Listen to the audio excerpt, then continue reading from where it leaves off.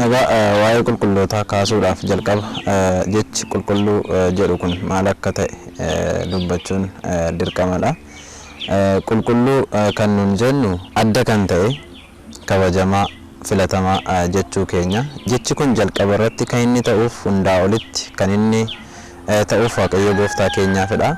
Waaqayyo qulqulluudha hundumaan olitti. Waaqayyo hundumaan olitti kabajamaadha. Waaqayyo hundumaan olitti filatamaadha.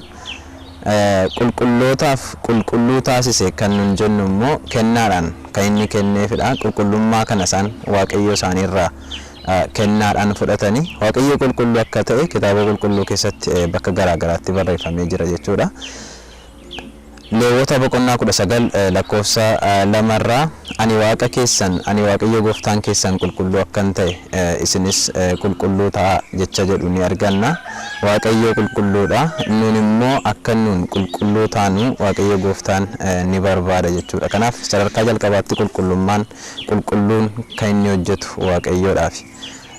Inni biraan Isaayyaas raajichi yeroo dubbatu Isaayyaas boqonnaa 6 lakkoofsa 1 hanga 3 irratti qulqulluu Waaqayyo Gooftaa maccaa jedhee waa'ee Waaqayyo qulqullummaa ta'uu isaanii dubbata. Haati keenya qulqulleettii Dubreen Maariyaamiin Wangeela Luqaas barreesse boqonnaa 1 lakkoofsa 49 irratti Waaqayyo maqaan isaa qulqulluudha jetteedha kan isheen dubbattu. Kanaaf Waaqayyo qulqulluudha. Qulqullummaan sadarkaa jalqabaa irratti Waaqayyoodhaaf ta'a jechuudha. Qulqulloota isaaf toloota isaaf immoo Waaqayyo qulqullummaa kana kabajamummaa filatamuu kana kennaadhaan kan inni kenneefidha jechuudha. Kennaa yeroo jennu immoo gatii malee kan namaaf laatamu walabaan bilisa ta'een kan namaaf kennamudha. Kennaa yeroo jennu qulqullummaan qulqullootaaf kenname kennaadha. Kan ittiin barannu kitaabni qulqulluun nuuf kennamte kennaadha. Mucummaa cuuphaadhaan argannu kennaadha. Kennaan garaagaraa Waaqayyoon nuuf laatameera jechuudha. Kennaa guddaan qulqullootaaf kenname keessaa tokko qulqullummaadha Waaqayyoo isaaniirraa.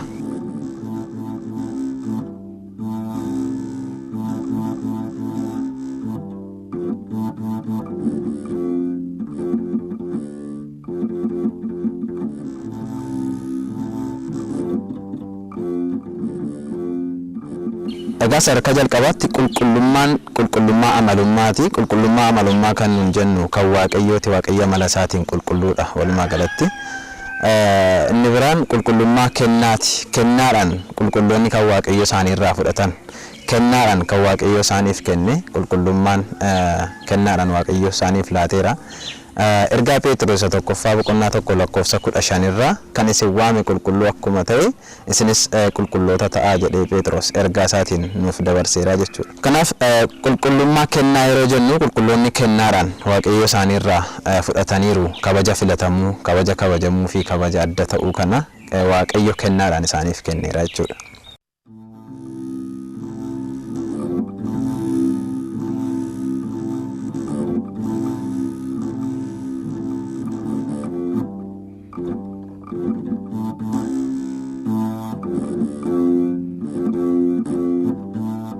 Qulqulloota kan nun jennu immoo Waaqayyotti hanga dhumaatti amananii Kiristoositti hanga dhumaatti amananii jireenya isaanii guutuudhaaf Waaqayyoof of laatanii maatii isaanii dhiisanii mi'aa addunyaa kana qarshii addunyaa kana keessatti nun itti fayyadamnu yookiinis immoo qarshii addunyaa kana keessa jiru miidhagina addunyaa kana keessa jiru qabeenya addunyaa kana tuffatanii Gooftaa keenya nuuf fayya jedhanii Waaqayyo wajjin guutuudhaan jireenya isaaniidhaan kan isaa wajjin jiraatan. Kiristoosiif jedhanii maatii isaanii kan dhiisan, Kiristoosiif jedhanii mormi isaanii kan murame, Kiristoosiif jedhanii dhugaa dubbatanii mootota fuulduratti dhugaa kan ba'an, Kiristoosiif jedhanii yoo waan barbaadan ta'an illee yoo abiddatti darbataman illee kan jabaatanii dhaabbatan qulqulloota jedhamu jechuudha. Hanga dhumaatti Waaqayyoof kan amanan yeroo hundumaa dhugaa kan dubbatan soba kan ittiin makne amantaa ishee jalqabaaf ishee qulqulluu taatuufis hanga dhumaatti kan dhaabbatan qulqulloota jennee isaan waamna. Akkuma irraan jenne kana qulqullummaan isaanii kun kennaadhaan kan Waaqayyo isaan badhaase. Isatti waan amananiif, jecha isaa waan raawwataniif, akka inni jedhetti waan deemaniif akkuma abbaa keenya Daawitiidhaan jedhe nama akka laphee koon argadhe jedhe Waaqayyo akkuma dubbate akka sanatti Waaqayyo akka jedhetti Waaqayyo akka dubbatetti akka inni seera nuuf baasetti kan deeman qulqullootadha jechuudha.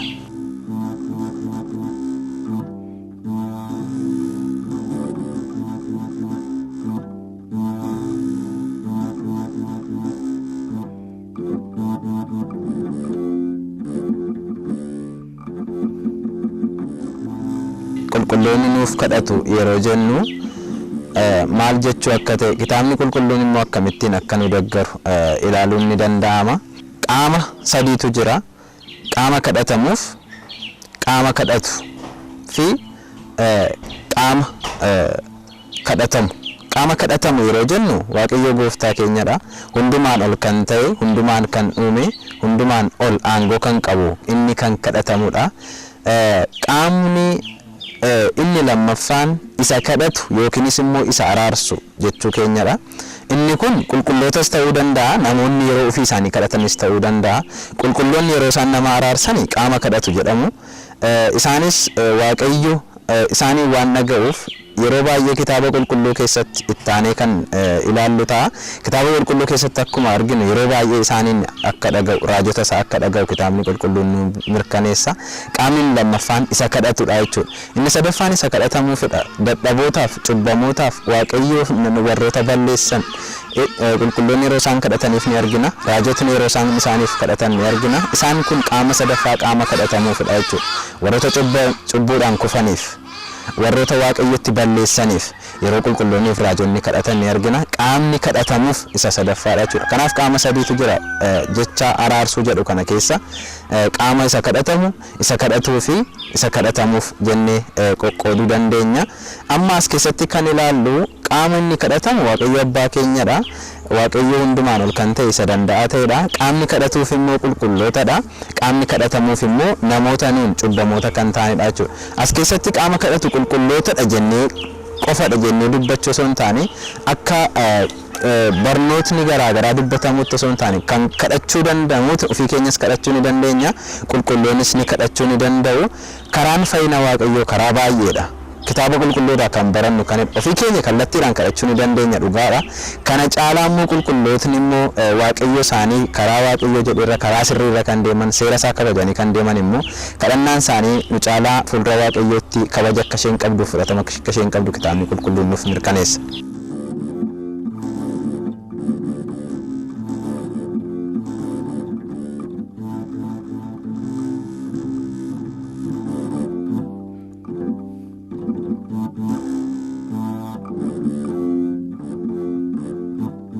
Fakkeenyaaf seera uumamaa boqonnaa 20 lakkoofsa 7 irraa kan ilaallu Abemelekii fi mooticha Abemelekii fi Abrahaamiin ni arganna. Abrahaam bakka Abemelek jiraatu, Abemelek iddoonni bulchaa jiru, iddoonni mootii ta'ee jiraachaa jirutti yeroo deemu haadha manaasaa wajjinidha kan inni deeme. Haati manaasaas yeroo inni wajjin deemu Abrahaam akkas jedheeni. Abrahaam obboleettii koonsiin jedha. Haadha manaa koo yoon jedhe naanna ajjeesanii fudhatu. Obboleettii koonsiin jedha sababa ta'eefi atis obboleessa koo jedhee Abrahaam haadha manaa isaatti himee tole jedhanii gara biyya biraatti deemanii achi biyya sana kan bulchaa ture Abemelekidha, mootii Abemelekidha. Abemelek haadha manaa Abrahaam jalaa fudhateera. Abemelekitti Waaqayyo abjuu isaatiin haadha manaati fudhatte kun haadha manaa nama biraati, haadha manaa raajaa kooti. Kanaaf haadha manaa kan isaa kana deebisiifi yoo deebisuudha baatte balaan sirra ga'a jedhee Abemelekitti Waaqayyo yeroo himu. Abemelek yaa Waaqayyo osoo hin beekinidha kana ta'uu isaa hin beekne jedhee Waaqayyoof deebiseera. Asirratti gaa wanta nuun barbaannu tokko maalidha? Kitaabni qulqulluun kan nu mirkaneessu asirratti Abemelekin Waaqayyo dhaqi Abrahaam bira jedhe. Abrahaam siif haa kadhatu jedhe. Kitaaba qulqulluu kana irratti yeroo dubbisnu Abrahaam Waaqayyoof Abemelek wajjin haasa'aadha kan isaan jirani. Kallattiidhaan haasa'aa jiru. Abemelekin Waaqayyo cubbuu keessiif dhiiseera, haadha manaa Abrahaam deebisiifiiti nagaadhaan gara mana keetti deemi jechuu ni danda'a ture. Garuu Waaqayyo dhaqi Abrahaam bira deemee inni siif haa kadhatu jedhe. Kun Abrahaam kabajamuu isaa ibsa. Kun kadhannaan Abrahaam kadhannaa Abimelek caalaa fudhatama qabaachuu ishee ibsa. Kana jechuun Abrahaam karaa Waaqayyoo irra deemee Waaqayyoon gammachiisee kan jiraate kadhannaan isaa immoo hunda akka isheen caaltu nutti himaa jechuudha. Kanaaf kadhannaa lamatu jira itti manni amantaa kan isheen haasoftuuf kanaafidha. Kallattiidhaan kadhachuu ni dandeenya. Kallattiin alas nu dadhabootadha nu gargaaraa jennee qulqullootas gaafachuu ni dandeenya. Qulqulloonnis nu gargaaru jechuudha. Akka isaan nu gargaaran akka isaan nu kadhatanii nu fayyisan immoo kun kitaaba qulqulluu kanarraa dubbisuu ni dandeenya. Abimelekiif kadhatee Abrahaam Abimelek balaa irra ga'urraa Abimelek adabbii Waaqayyoo jalaarraa Abimelek kufuu jalaa kan baraare kadhaa Abrahaamidha jechuudha.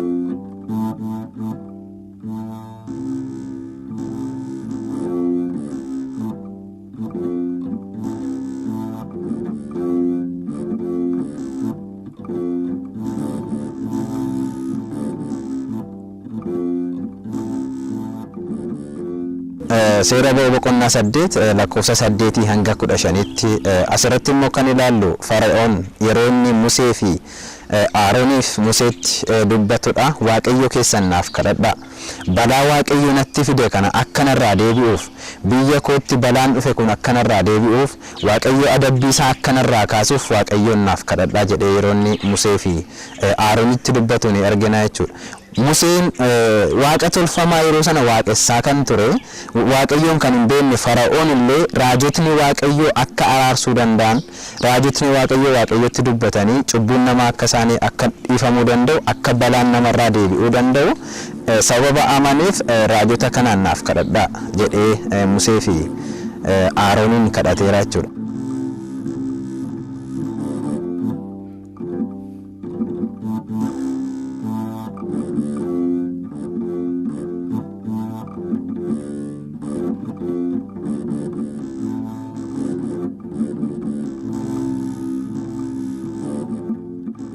Seera ba'uu boqonnaa 8 lakkoofsa 25 hanga 31tti ammas Fara'oon Musee fi Arooniin deebisee kan inni kadhatu ni argina jechuudha. Fara'oon balaa garaagaraan irra gaga'e adabbii meeqaan erga meeqaaf adabame booda saboota Israa'eliin gadhiisuu kan inni danda'e irra deddeebi'eera Waaqayyo kan inni isa adabaa ture. Innis irra deddeebi'ee kadhachaa ture jechuudha. Cubbuma keessa deddeebi'a garuu raajota Waaqayyoo Musee Arooniin kadhachuuf immoo dudduubatti hin deebine jechuudha. Akka isaan yoo kadhatan Waaqayyo akka isaan isaaf dhiifama taasisu biyya isaaf dhiifama akka taasisu balaan Gibxi irra yeroo sana ga'e akka isheen deebitu waan beekuuf naaf kadhadhaa jedhee dubbachaa tureera.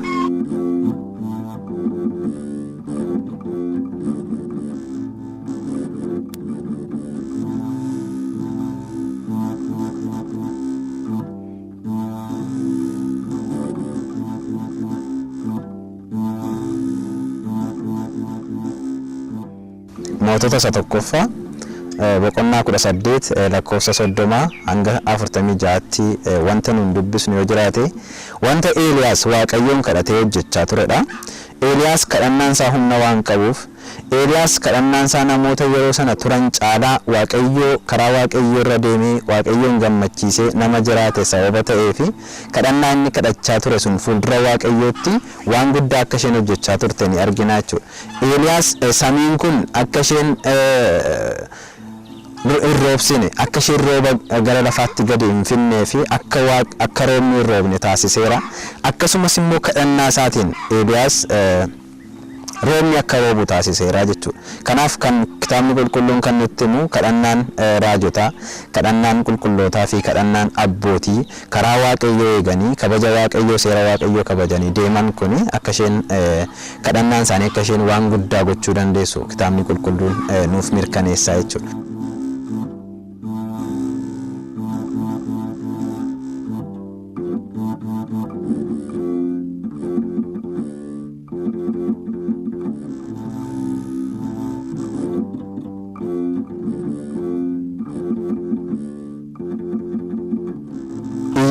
Boqonnaa 42 lakkoofsa 7 hanga 10tti firoonni Iyyoob gara Iyyoobtti yeroo dhufanii yookiinis immoo firoonni Iyyoob Waaqayyoon akka isaan gaddisiisan ni argina. waaqayyos isaaniin isin akka Iyyoob fuuldura kootti waan gaarii naasofne waan gaarii hin dubbanne jedhee yeroo inni isaaniif adabuuf ka'u yookiin dubbatu ni argina jechuudha. Kanaaf isaan akka isaan cubbuun isaanii akka dhiifamuuf waaqayyo cubbuu isaanii akka isaaniif dhiisuuf kan waaqayyo ittiin jedhe yoo jiraate gara garbicha koo gara Iyyoob deemaadha kan inni isaaniin jedhe. Gara Iyyoob deemaa, Iyyoob isiniif haa kadhatu, Iyyoob kadhannaan isaa fuuldura kootti waan fudhatama qabdi, ani kadhannaa isaa nan fudhadha jedhee yeroon isaanitti dubbate ni argina jechuudha. Akkuma Abemelekii fi Abrahaam bira deemu jedhee waaqayyo akkuma itti dubbate utuu Abemelekii wajjin haasa'u, utuu Abemelekii wajjin dubbatu, Abemelek cubbuu keessii dhiiseera deemi nagaan galiitu jechuu danda'u.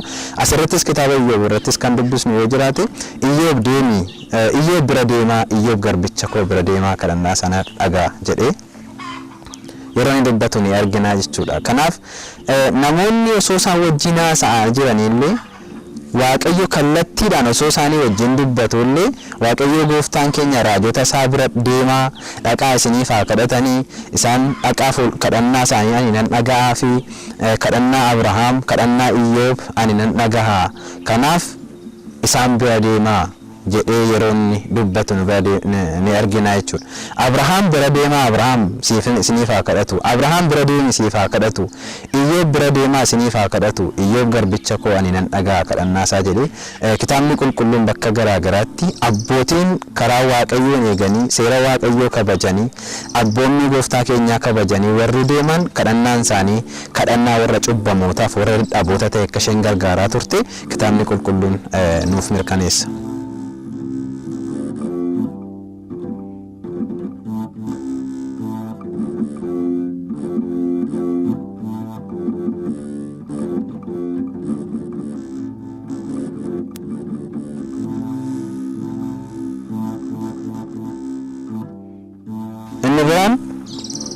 Seera lakkoofsaa boqonnaa 16 seenaa jiru tokko dubbisuun ni danda'ama. Bakka garaa garaatti namootni waaqayyoo namoota akka isaan kadhatanii akka isaan gargaaraa fayyisaa turan bakka garaa garaadhaa dubbisuun ni danda'ama.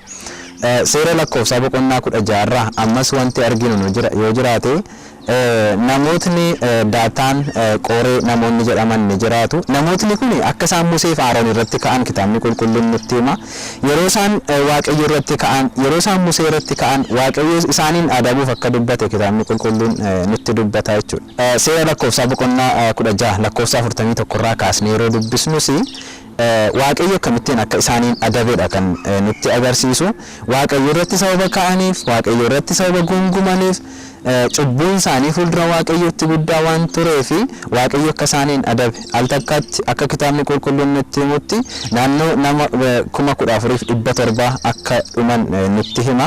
Isaan garuu waaqayyo yeroo isaaniin adabu waaqayyo hin balleessitan jedhee yeroo itti dheekkamu isaan garuu waan isaan hojjechaa turanii Musee fi Aroon irratti ka'aadha kan isaan turanii. Musee fi Aroon irratti yeroo isaan ka'an Musee fi Aroon garuu jara kana nurratti kaatanii dhiibbaa nurratti geessistan jedhanii osoo hin taane kan isaan haaloo ba'aa turanii waaqayyo jilbeenfatanii fuuldura waaqayyootti isaaniif kadhachaadha kan isaan turan kitaabni qulqulluun kan nutti himu jechuudha. Namoota kanaaf fayyisi, namoota kanaaf dhiisi jedhanii jilbeenfatanii kadhachaa turanii Musee fi Aroon jedhee kitaabni qulqulluun nutti hima. Namoota kana namoota waaqayyo irratti ka'an kanaaf immoo waaqayyo sababa kadhannaa Aroonii fi sababa kadhannaa Musee akka isaaniif dhiise kitaabni qulqulluun nuuf mirkaneessaa jechuudha.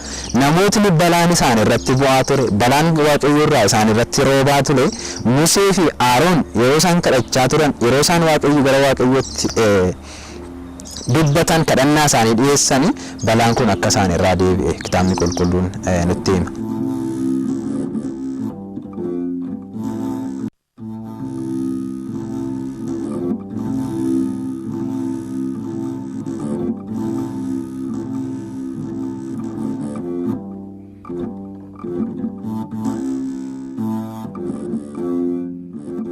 keessa deebii boqonnaa 9 lakkoofsa 12 kan dubbisnu yoo jiraate wantuma Museen Waaqayyoon akkamitti Waaqayyoon kadhachaa akka inni turedha.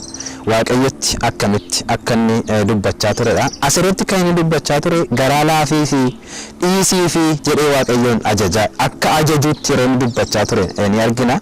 Garaa laafii fi yeroo jedhu Museen Waaqayyo caalaa gara laafessa ta'ee miti. Waaqayyo caalaa arjummaan isaa guddaa ta'ee miti. Kan inni mul'isu kadhannaan isaa sababa dhaga'amuuf Waaqayyo kadhannaa isaa waan dhaga'uuf Waaqayyo waan isa kabajeef wanta inni dubbatus Waaqayyo wanta isaaf kabajuuf kadhannaa isaa fudhatamu waan isaaf fudhatuuf dhiisii fi itti araarame cubbuu isaanii dhiisii fi jedhee yeroo inni kadhachaa ture ni argina jechuudha.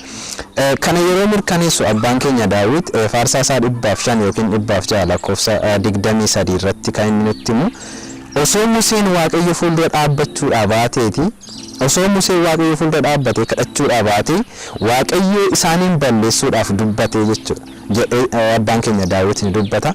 Isaaniin balleessuuf dubbate Waaqayyo osoo Museen fuuldura isaa dhaabbachuudhaa baate.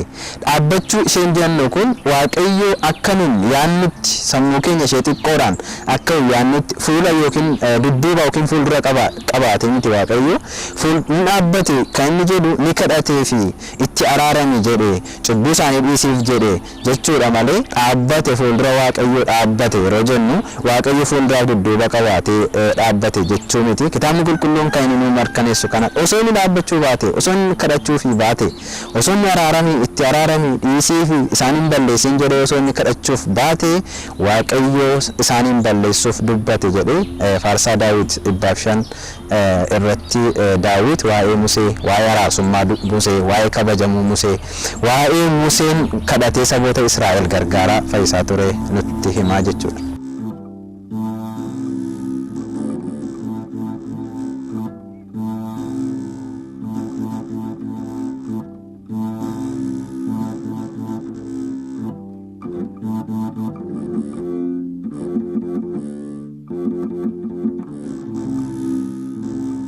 Akkasuma seera ba'uu boqonnaa 7 lakkoofsa 1 irraa wanti nuun arginu Waaqayyo Museedhaan ani Fara'ooniif waaqa si taasiseera jedha.